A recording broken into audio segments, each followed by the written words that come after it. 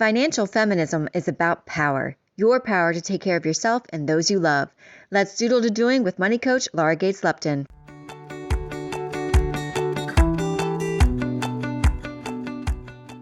Welcome everyone to Doodle-to-Doing. We are going to warm up our doodling muscles, get to know each other a little bit, hear amazing things from our guest, Laura Gates-Lupton, a money coach and financial feminist. Then you all will be guided in a visualization and doodling session before we have a juicy conversation that will help you find your next inspired action. So have a look at the spirit of a doodle.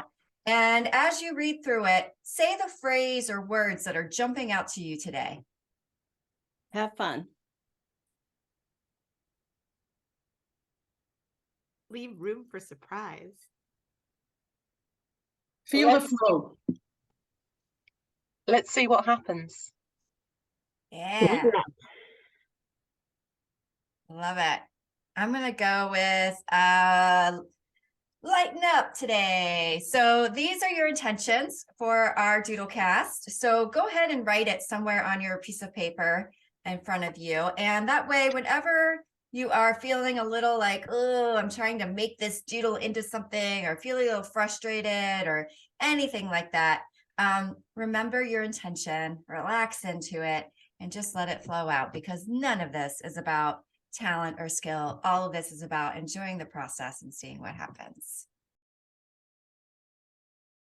I'd like to set up some doodle notes for you guys. So at the top of your paper, I want you to write, Financial Feminists make more money. And the shape that we're going to use to get our muscles warmed up today is a star, because this is really about stepping into your power. So around your title somehow, I want you to doodle a few little stars. However stars come out for you is totally fine. And then what I want you to do is I want you to fill up your paper with like 3 big stars somehow, any way that you want to draw them. They could overlap, they could be separate, they could look 3 different ways. No perfect stars needed. And once you have that, sort of hold it up so we can see how different even that looks for all of us. Yeah. Yes, look at everybody doodling already. You're so good at it. It's perfect, perfect, perfect. So you're warmed up. You got your doodle muscles on. If you feel stuck at any time, you could just draw stars. Drawing stars will give your body and your brain all the lovely benefits of doodling. Even if you do nothing more complicated than that, you can always return to the star. Meanwhile, while Laura is speaking today, you guys can fill in your doodle notes around these stars. You could draw more stars. This is a great way to increase your attention and retention. So it's a fun way to take notes. You can add more pictures to it if you feel called to. You could put words in there. You could do whatever you want, but now you've got a little doodle note set up for yourself while Laura speaks. For our check-in doodle, I want you guys to think about how you feel about how money is working in your life right now. How you feel about how money is working in your life right now. And for this check-in doodle, I'm going to do is put 2 minutes on the timer. And I want you just to doodle whatever comes out as you think about how you feel about how money is working in your life right now. Don't overthink it. Stars are fine. Remember your intention. 2 minutes.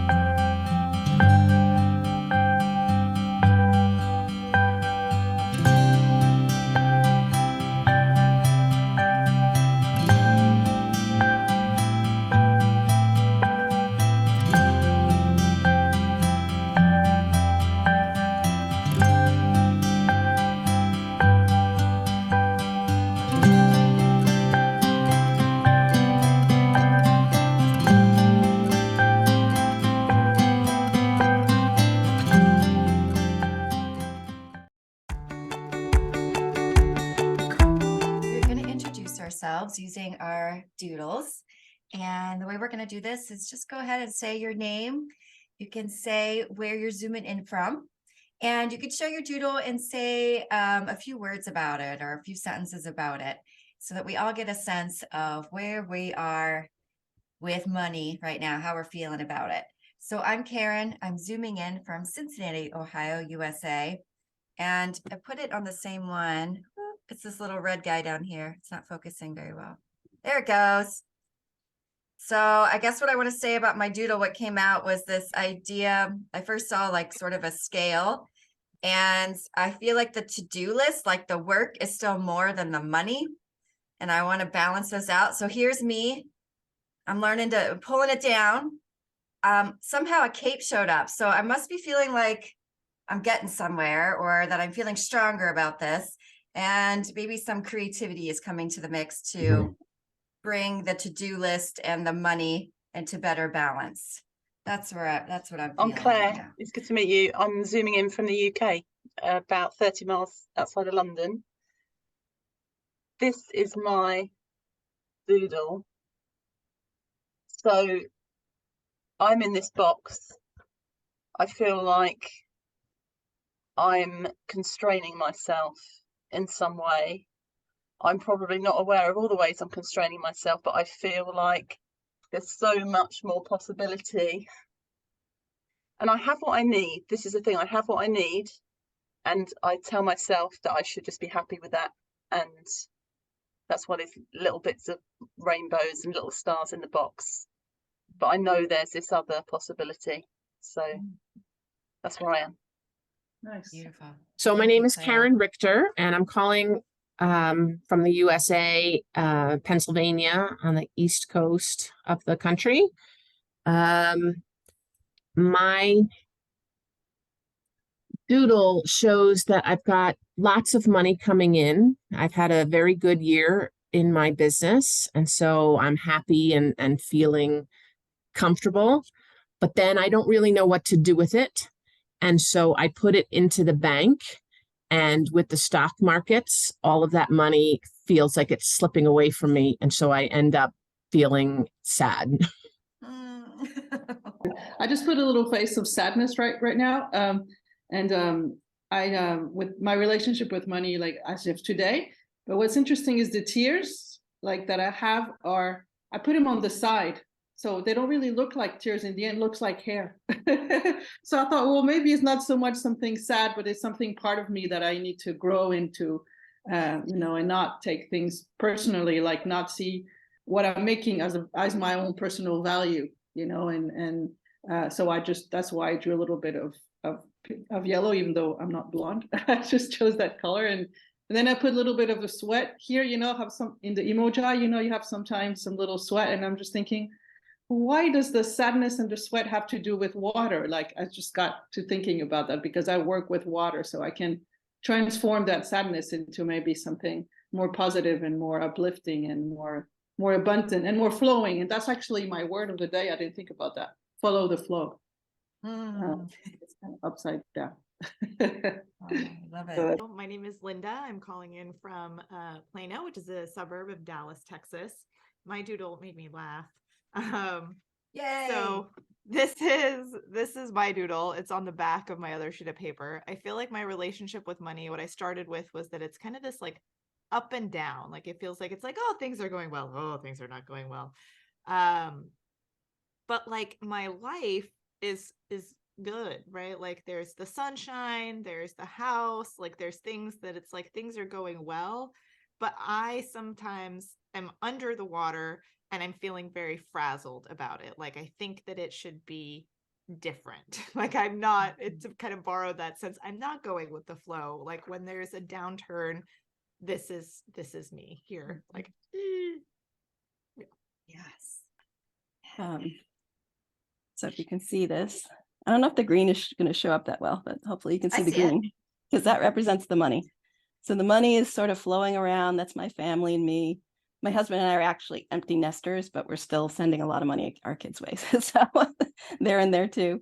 And the money's just kind of in the background. It's flowing around. The sun is shining. For the most part, we're happy. It doesn't mean that things are always smooth. Like this week, my car died and we got a big car repair bill, but we have a nice emergency fund. And so that's all set. So that's where we're at right now. So now we all know where we're starting from, and we're going to be able to build on this through Laura's talk today. So I'm going to introduce her so she can take it. Laura Gates-Lupton is a financial feminist and a psychotherapist turned money coach who works with caring, talented, overworking service professionals who are struggling financially. She provides the emotional and practical support necessary to untangle old, unhelpful beliefs and fears, and to help her clients get on the right track so they have plenty of money flowing in.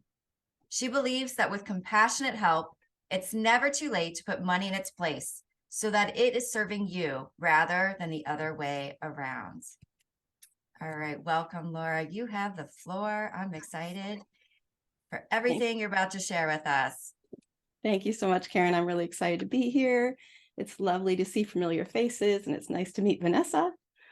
So anyway, Karen asked me before, and I love this question, why do financial feminists make more money? I think you even titled the talk that today. And there are lots of reasons, but I think the main reason is that we're very specific about why we want it. We see money as a means to power, and we want to claim that. We believe that money opens up opportunities and choices, and we see money as a key that opens up doors of possibility. Without it, we're trapped in a cage of dependence and limitations and constraints. In other words, it's very difficult to be a fully empowered, badass woman if you can't pay your bills. A few years ago, I was living in a smaller village, and something happened that really brought this point home to me. I got a call from a neighbor that a woman in our village, whom I did not know at the time, was having a yard sale. And the neighbor was spreading the word because she wanted it to be successful. And I asked her why, because people don't usually call each other about yard sales. And then she shared the story of why this woman was having the sale, which was that she had given birth very prematurely to twins. And they were in a city, NICU, 2 hours away from where we lived. And she was having a yard sale to raise the money so that she could go back and forth and be with her twins. Otherwise, she couldn't afford the transportation. It's hard for me to tell this story without getting choked up because it just felt so wrong.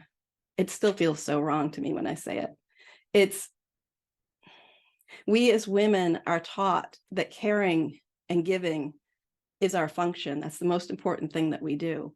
We're not taught, hey, you better take care of your future. You better make sure you have money in the bank. You better be prepared for emergencies. Somebody else is supposed to do that for us. That's what we're taught. But then we end up in these situations like this poor woman who didn't have the money to be with her twins. And I kept thinking, like, I look around my house and I see things and think, oh, we really should have a yard sale.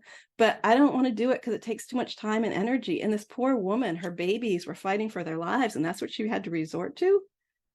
Like, that is just wrong. And so my mission is to help any women who want to come into my world not be in that position. I want women to have the money they need, to have the power that they need, and to have the choices that they need. So that's why I do what I do. And that's why financial feminists make more money, is because we pay attention to it and because we go against the grain. We're not caught up in that stereotype of, you know, my role is really to take care of everybody else and get the leftovers. So you might be wondering, how do we step into that power? How do we embrace our earning power? So when clients come to me, we almost always start with increasing the flow of money into their life and their business. So today we'll talk about 3 ways that we do that. The first is never popular, but it's where we start, which is raising rates. Linda's laughing because she knows I'm going to say this. Most people, when they first come to see me, need to raise their rates. I've literally had one client who did not, and she was an exception, big exception. But it is the quickest way to get more money flowing in, and it's an important step in growing our financial identity, which is a crucial part of our work together. So if a client has strong objections to raising rates on existing clients, we'll start with new clients. we'll usually get around to the existing clients, but we'll start with new ones, to have it raising the rates on people who are coming in. And then as she gets so many clients in, we'll raise rates again. A lot of times I'll have therapists come to me as clients, and I often have sliding scales. And so we'll we'll lop off the bottom part of the scale and raise the upper end so that they're bringing more money in. Now, when I introduce this idea, and often I'll ask people like, well, why haven't you raised rates before? Because a lot of times they haven't raised rates in years. And they'll tell me it's hard. It feels hard and they don't know how. And when we dig in there and talk more about that, we see that often there's some underlying story about their lack of worthiness, or about what it's okay for a woman to do. For example, we're not supposed to ask for things. So that's really hard. A lot of the women that come to me really struggle with being clear and defined about what they want and then asking for it. So that gets in the way. There's people pleasing. They want to be liked. They don't want to make people mad at them. They don't want people thinking that they're too big for their britches, that kind of thing. And they have limiting beliefs around what they can earn. So we address and work on all of that. And that's why it's helpful to have a coach or a mastermind group who can help you see blocks that you can't see and who will hold your hand as you take those difficult steps. Some of the women here are from my mastermind group, and we help each other with those things a lot. It makes a huge difference. So I'd like you just right now to take a moment and think about doubling your current rates for your existing clients. Now, to be clear, I'm not asking you to do that. But if a story or a belief pops up, like, or a thought, hang on to that, like make a doodle or jot a note about it, because we're going to use that in a little bit. So the second thing we do when clients come to me is work on overcoming overworking and overcoming overgiving. And that almost always means better business boundaries. It's not sexy. People don't like it necessarily, but it's really important that we think of ourselves as business people, as business women, not just people who are offering a service. It's really easy to get caught up in scarcity thinking and then take any client or customer without filtering or without considering what the client will cost you. Like, are they asking you to work outside your business hours? Are they already asking for a discount or special concessions? Do you have set business hours, or are you working all the time? I like to help my clients create really strong policies that each prospective client receives before they begin work together. It's part of the filtering process, but it's also something really firm that my clients can stand on when someone is asking for something they don't want to deliver. For me, I actually have my policy structured in a Google form so that prospective clients check off each item as they agree to it. So for example, regarding canceling or rescheduling sessions, mine says, from the client's perspective, I will reschedule or cancel sessions with at least 12 hours notice. If I do not, the session will be forfeited. And then the prospective client checks off, I will do so. And I understand that this policy is strictly enforced no matter how much Laura adores me. Because the truth is, I do adore my clients, but I'm also running a business, and those boundaries are an important part of what makes it profitable and sustainable. So the third thing that we work on, which is also very important and very powerful, is discerning what activities are income generating and what aren't.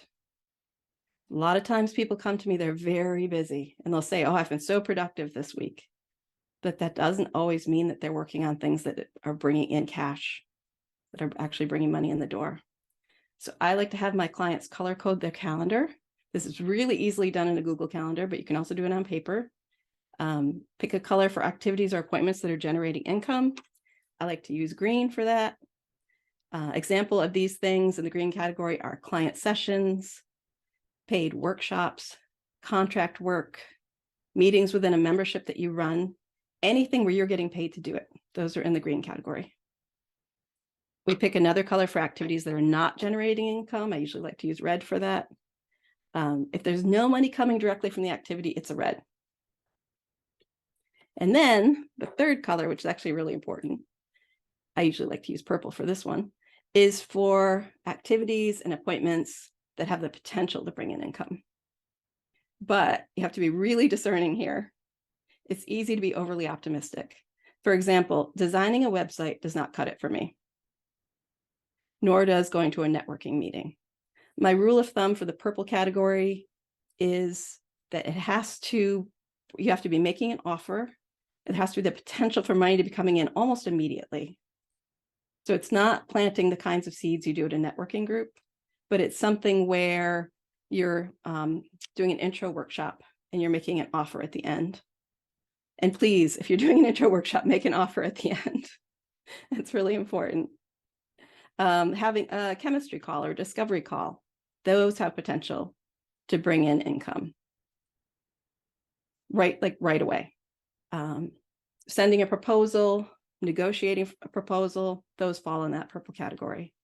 Now, sometimes clients want to make the case that their website has an offer on it, maybe more than one. And so therefore it could be income generating, but if it turns out somebody does actually buy from your website, which I know some of us have done that, then go ahead and color code that day in that way that you want to for the green. But generally speaking, working on your website is not income generating. And also things like guesting on a podcast. Like, I'll share an offer at the end, but that doesn't necessarily mean that this is income generating. The same as, a coffee date where it's casual. If it's not a discovery call, those things are not necessarily income generating. So once we've done this color coding for a week, sometimes 2, it's pretty easy to see where the client is spending their time. And preferably, of course, we want to see lots of green, and then second purple, and a little bit of red. We all have things we have to do in our businesses that fall in that red category, but they shouldn't be taking up your whole week. And I really like to see them batched so that there's like an admin day or a half day where everything is in the red category and the rest of the week is purple and green. So you're really trying to get that money coming in. Sorry to interrupt. What about writing posts? At the end, you do put a how do you say that? A proposal for a follow-up call. Would that be in the not generating?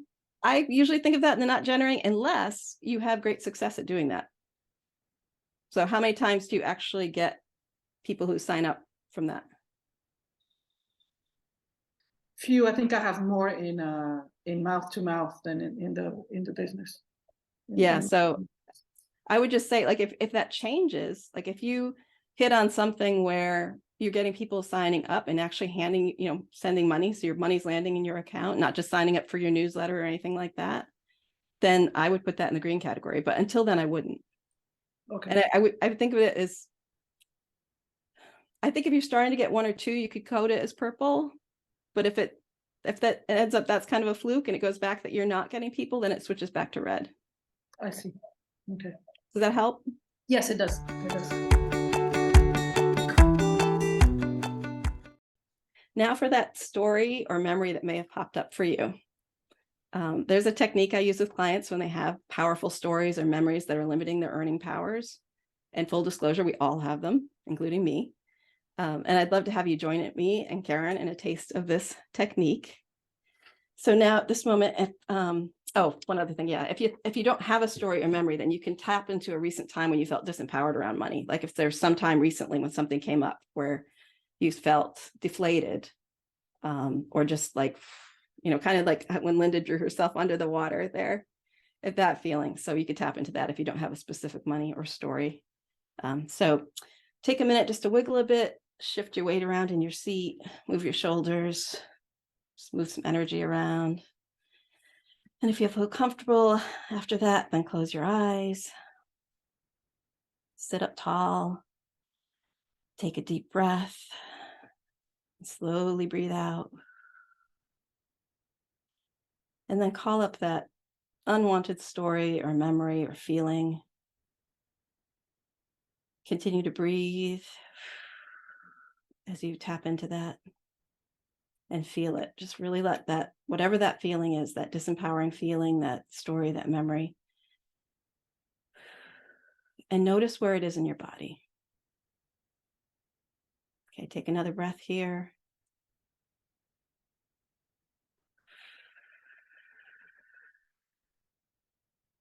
Okay, now open your eyes and shake all that off.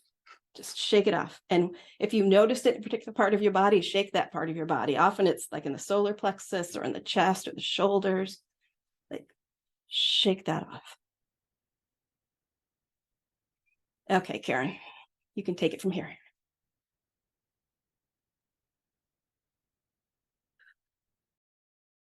Switch it up. So go ahead and close your eyes again.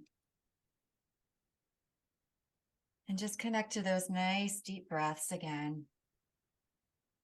I know that memory makes me feel very tight. So hopefully that shaking it out helped a little bit, because as you have your eyes closed right now, what I want you to think about is a feeling that you wish you had in that moment. What's something that you wish you felt in that memory, in that moment?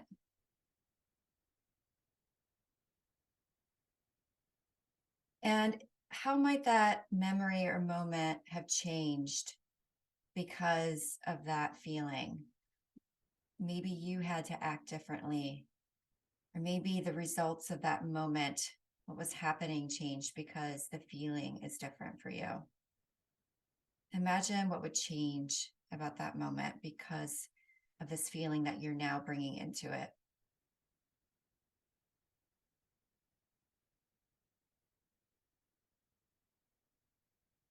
Really imagine it. What do you see? Where's that feeling now in your body? What's happening as a result of that?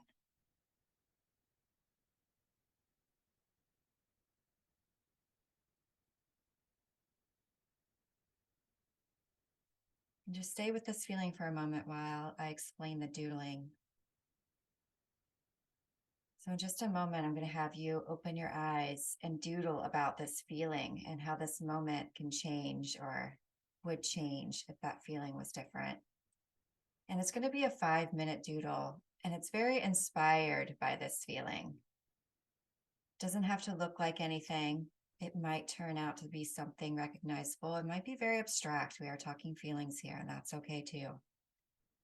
It might start in one place and end up in another. That's the fun part of the journey. So we're just going to doodle for 5 minutes, inspired by what you're seeing and feeling here. And let the doodle carry you to wherever it wants to go. And try to keep your pen or marker moving for the entire 5 minutes. If you get stuck, you can always draw stars. So when you feel ready, take one more nice deep breath. And blink your eyes open slowly. And start your doodling.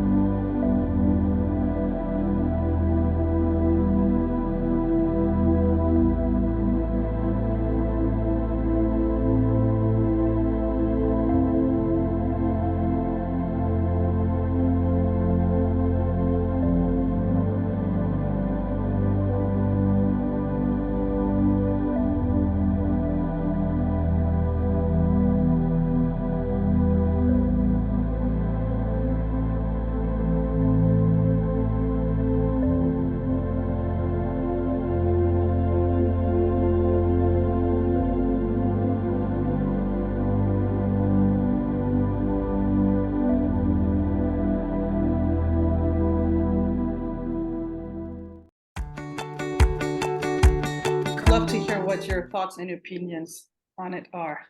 Yeah. And so one more thing I want to add, if you do this, if you hold your doodle up for us, I want you to pretend you have no idea what your own doodle is about. And so you can really just take in what other people are saying and consider it.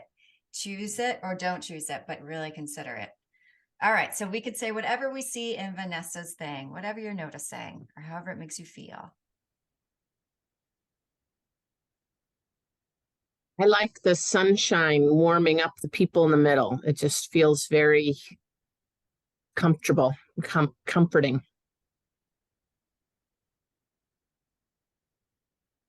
To me, the question marks kind of dovetailed in with each other represents the mystery.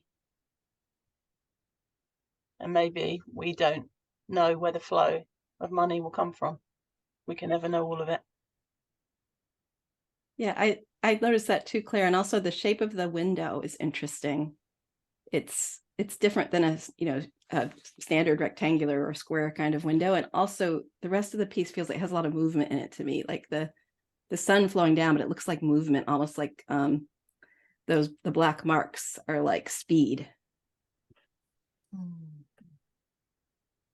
Receiving of the warmth of the sun. And it's interesting, like I noticed that on the right hand side, the people are smaller and a little less filled in, and the other one, it's like they've almost like fleshed out a little bit more. And the thing that popped up for me is like it felt a bit like a magic carpet ride. Like it was like, oh, a magic carpet in the sunshine, and kind of enjoying that process. Yeah, I'm noticing a lot of what people are sharing. And then two other things to add to it. Like, to me, it's interesting that the circle of the sun looks fuzzy, which I just don't generally see. So I don't know exactly what that means, but there's some, I don't know, fuzziness to me kind of means a little bit of comfort maybe, or softness to it. Or maybe there's just a little bit of clarity that's still waiting to be had about what the source is. And the other thing, what you saw is the window, Laura. I'm also like, I don't know, to me, that almost looks like pillows on some sort of couch or bed is something that I'm noticing that kind of looks like to me. And yeah, maybe the juxtaposition of like rest and like movement, and how that can bring in more flow of money. And yeah. How about you, Vanessa? What's resonating? What are you thinking about? I'm loving all the feedback. I'm actually an example of what Laura said. I actually more than doubled my rates. So I'm in a very uncomfortable moment. I don't think I've ever been so uncomfortable in my life, because what I'm doing is standardizing the rates that I do for foreigners, and then for Mexicans, for locals where I live. And so I was realizing that having foreigners rates and then local rates was not working out financially for me. So I made the jump. And so I'm in a limbo where I'm not getting new clients now. And the older clients, I can't have them because, well, the rates are not the same. So I'm in a moment of lots of self-doubt and fear and how do you say, the opposite of abundance. And so what I did here was like this fuzzy thing. There was already a stain. That's why I had the fuzz. It was funny. That's what I started with. There was a stain of water, so that I started with the sun. And like everybody said, yeah, like I just have to be the sun, and I'm a therapist, so not worry so much about finding people, but just shining on them and letting them get comforted and feel safe, which is what I've learned to do with myself. And so here I wasn't even really sure what I was doing, but it was about transforming, like getting everybody like in a standard, not big, not small, but like try to harmonize and standardize everybody, not just my rates, but as Laura is saying, is my own self-worth. Why can't Mexicans afford what Europeans or Americans can? They can. So that it's a self-limitation that I have, which is ingrained in me because I'm half Mexican, and I'm having a hard time, how do you say that? assuming that identity. That's where I'm getting at. I'm rejecting it, and that's where the quotation mark in Spanish. It's really lovely because you have a quotation mark like this at the beginning, and then at the end you have this one. Every time you write a question, you have the two together. So at the same time, like you were saying, it's a mystery for me, saying, how am I going to get there? But at the same time, this is the beauty of it. Like it's a country that has both things. So instead of feeling limited, embrace the beauty of the bilaterality, which is kind of where I'm getting at. So what everybody said makes sense, and I like the window. It's like a window of opportunity.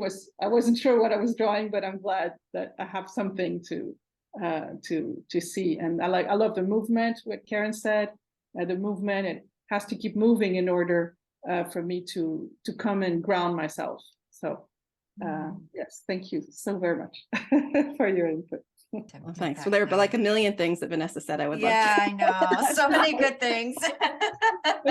Also, I didn't know you were a therapist, so that made me perk up because that's my history too. And everything you said like totally resonated with me. I have a contract where I say to people, they sign, but I like your when you check in, it's better. And I say, no much how much I adore you, because I adore my patients and like friends, like deep friends. And it's hard for me to say you owe me because you didn't come to the session. It's so hard. I'll tell you what I say to my clients about that, which is that we love our clients, but that part we do for free. The skill and expertise they come for, they pay for. Yeah, I love that. I like that. The skill. Ooh. Well, I love the word power, so that leapt out at me.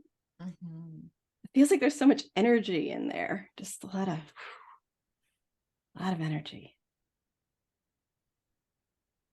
I love how the star is within and without. I think that just speaks to me of like the non-duality of things. Like, it's within us and it's out of us. We're trying to get to it, but it's also, we gotta go inside to get it, and it's already here, but we have to make it. Like all those paradoxes kind of show up for me in this, which I think is really juicy and the interesting, and even going back to Vanessa's thing, the mystery of it all. I feel like the figure of you in the middle is being supported. It's like you're lying on a big like raft or something. This big star-shaped raft or spaceship or magic carpet that's holding you. So you're kind of lying, I'm seeing you as you're lying down flat on it, and the power's radiating out in all different directions.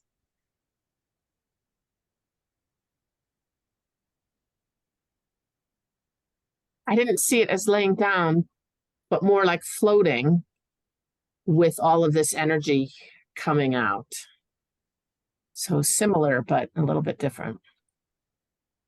And I love I struggle with creating pictures, graphics. I'm such a word person, and I love how you've creatively and comfortably incorporated the words. Like I have words on mine, but it's just a list, and yours sort of feel like they're a part of the picture. I like that. Yeah, I can relate to Karen. Oh, sorry about that. Let me No, just go ahead. quickly. I can relate to Karen as well about the words. That it's easier for me to put in words than images. And here I like the way you incorporate them. What I'm noticing especially is the doubting face that's on the other side of the paper. I can see that, but I like that because it works out that because it's so thin, and because you don't see it as much. It looks like the power, so to speak, is overpowering the other side. You see what I'm saying? So like the doubt and the not being so sure, it's like going away, because your power is like taking over these doubts, these self-doubts over money and the abundance. It's like it's going to be there. That's just kind of what I see. Not really makes sense. A couple of things about images that just came up. One of the reasons I love doing this, just so you guys know, like it's totally fine when words come up too within your images. One of the reasons I do challenge people to draw is because we are a word-based society. So when we draw, sometimes we pull things up we didn't know were there because we get stuck in our own thought loops. And so, even if you have some words coming up, no big deal, write them out, but then also try to pull some imagery up with it to maybe shine new lights on what those words mean, or could be about. And the other thing I want to mention is I worked with a Jungian analyst, therapist in the room. I'd appreciate that for a while. And one of the things that he taught me is like what Vanessa said, when you see the thing pulling through on the other side, like I had shown him a picture and I had spilled my tea on it. He's like, what's that in the corner? I'm like, oh, I just spilled my tea. And he's like, anything that's in the visual is important. Assume that it's meant to be there. And that's how you're meant to see it in this moment. So that's another way of just like approaching these images. Like everything is there. It's not it's not by chance. It's really meant to be there, for your own clarity and guidance and meaning. So yeah, what's resonating for you, Linda? I mean, all of that really resonates. I also was struck when I held it up. Like, even as I was drawing, I kind of see a little bit of like the remnants of what was on the other side. And so I love that, what Claire said, like the floating, like it's this giant raft, like the star is like this giant raft. And it's because on the other side, there was like the kind of choppy water. And so it's very different energy to be floating on this giant raft and like tapping into that energy that is both within and outside. And I think that was really like that sense of expansion was kind of what I was feeling when I tapped into like the other thought that arose was like, no one will pay that. There were two kind of large takeaways. It was that, which felt like it was like collapsing in the solar plexus, versus this, which felt like, oh, like there is worth and value in my work, that could like allowing myself to be supported. And the other piece, which was neither here nor there, but it was something that I'm like, oh, this feels really juicy. And like when Laura was talking about like discerning income generating activities, like the question that arose in my mind was like, do I value money enough to do that?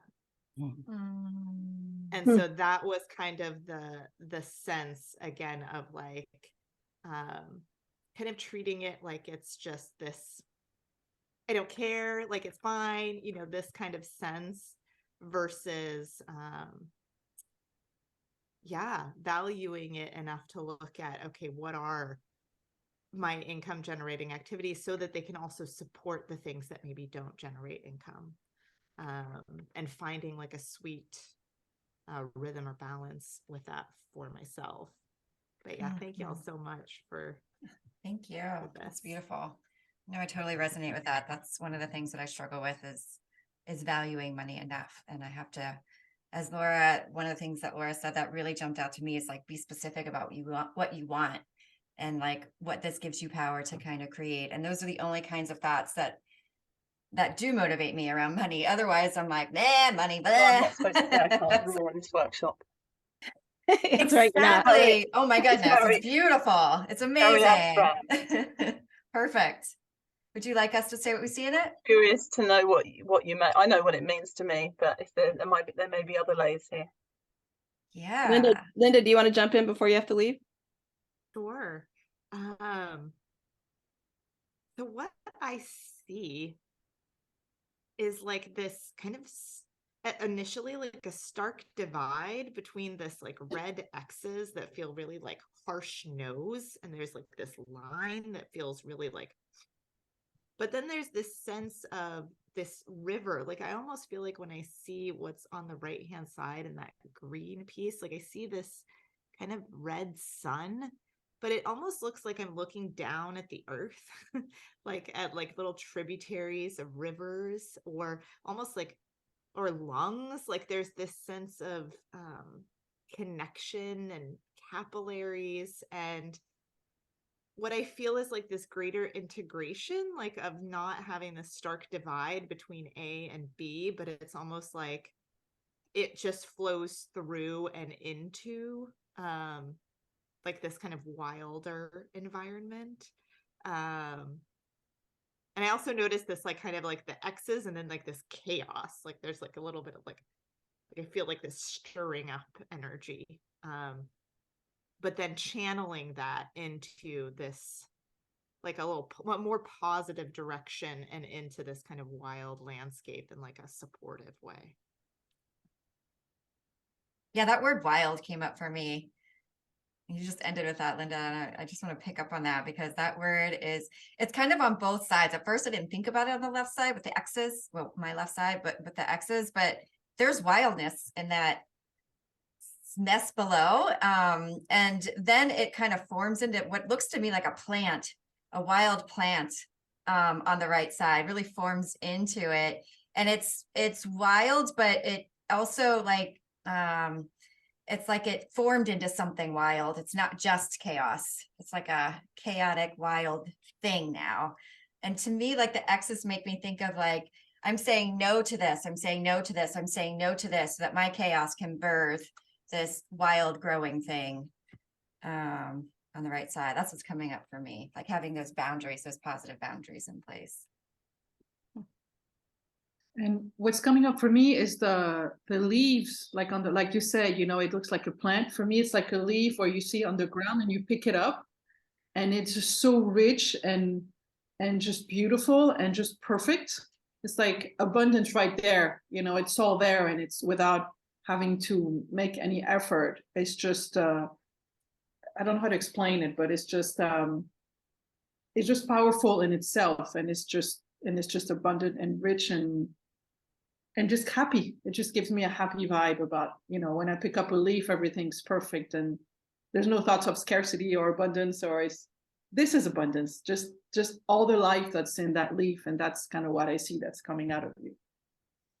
Yeah, I felt like my right hand side, the green and all of that, like it was underground. Like it's like all of this, like these roots, and there's a river running through which is feeding them, and they're growing and they're getting stronger and bigger, and something is going to burst through. But it's all this underground work that's happening. It feels so full of life to me on that side. And I love what everybody else said about the left side, so I won't repeat that, but yeah. What's resonating for you, Claire? What do you want to share? It's so powerful. It's really what you're saying. It's like the next layer that I hadn't even got to when I was doodling. This actually represents like a feeling of shame I had recently, where I quoted for some work and got a very clear no, and I ended up kind of collapsing and charging half, and half what I'd quoted, and how I felt like I'd done something wrong. It's this kind of shame, and these crosses actually represented people saying no, we won't pay that. But now I'm realizing those crosses are me saying no, because there are people and clients that will and do pay what I ask, and if I say no to the ones that aren't prepared to, that creates more space for those that will. And what I've realized is that, Laura, what you said right at the start, the power of knowing why we want to earn more money, or what the reason is. And it is already like, for me, it's about, I want space and time to create, to do things that I have no idea whether they will generate income. And I think there's a part of me that's still seeing them as very separate things, but actually, if the red represents more my income generating activity, that supports the blue, the creativity, the impact that has, and they are connected. So it feels like there's something very powerful about really owning that and honoring that.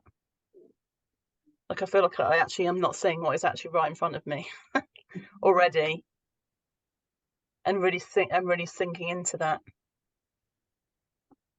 Yeah, that was very powerful. Thank you for your. Yeah. You've added in.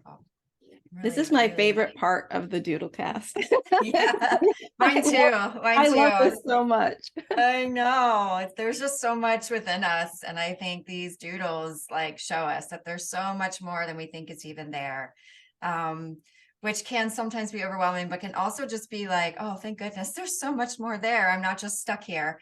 You know, there's so much more to explore and play with and create from. So thank you so much for sharing your doodles, you guys.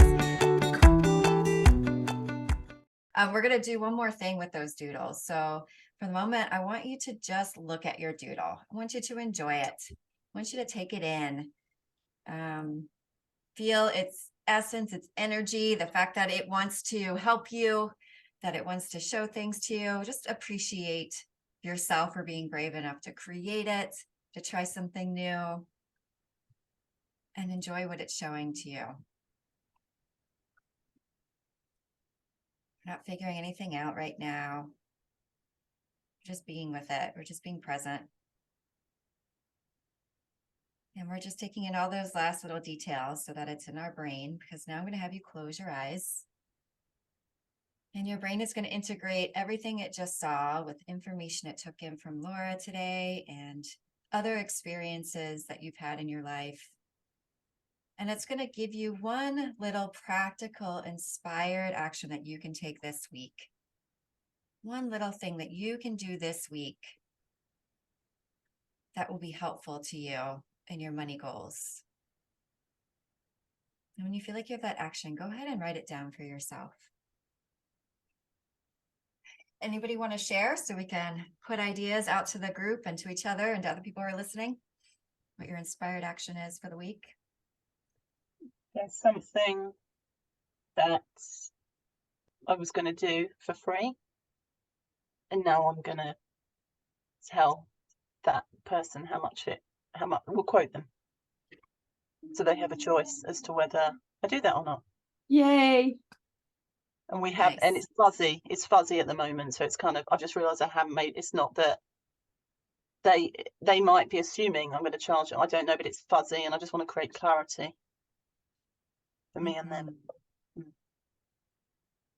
Nice. Thank you, Claire. I always think of Brene Brown in those situations. Clear is kind. I like that. Me too.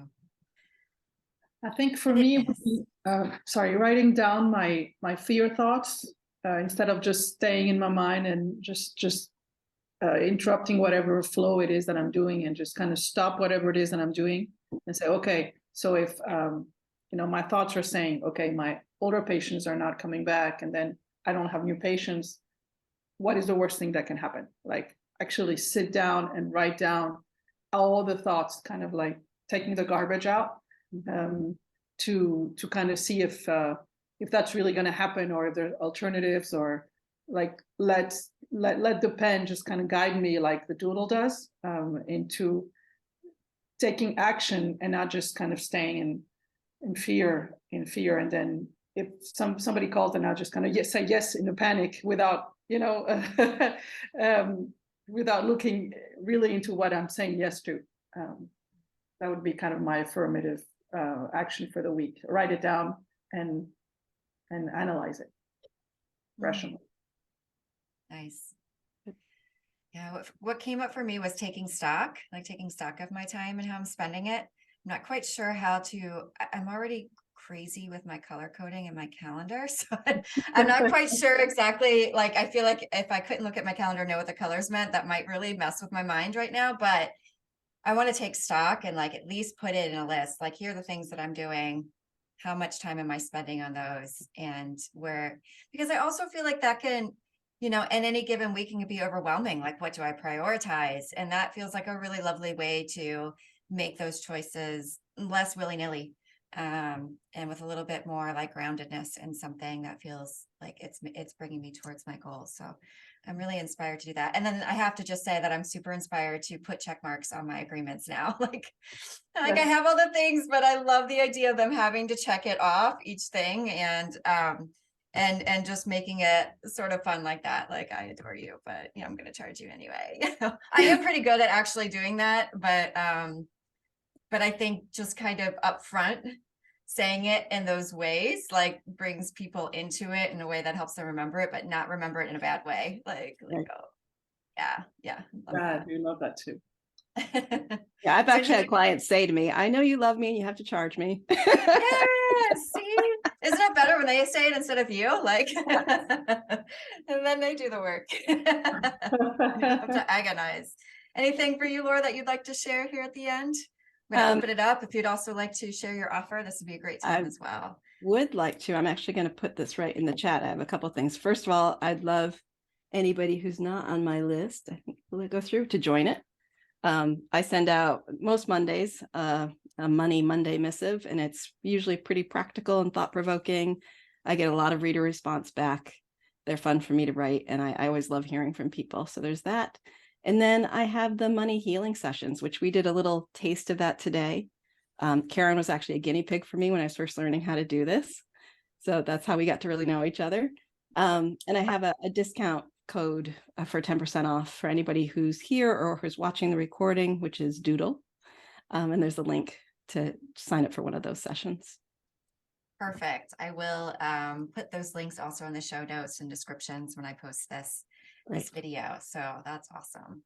Oh my gosh. Thank you so much, Laura, for just sharing these amazing, thoughtful yet practical things for us to do and to take with us.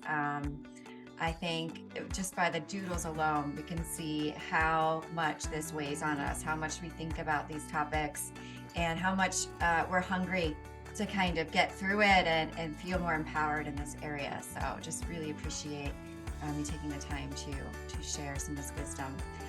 Thank you to those of you who joined me live here in the recording and were vulnerable and put your doodles out there for everybody else to glean some wisdom from and get inspired by. It's really awesome that you guys show up and do that. I appreciate it. Thank you also everyone for listening, and I hope you will doodle to do with us again in the future. In the meantime, How Doodle is for unsatisfied high achievers who want to spark creativity to not only reach those goals, but enjoy that ride a little bit more. And you can find out more about our services and programs at howdoodle.com. Thank you so much.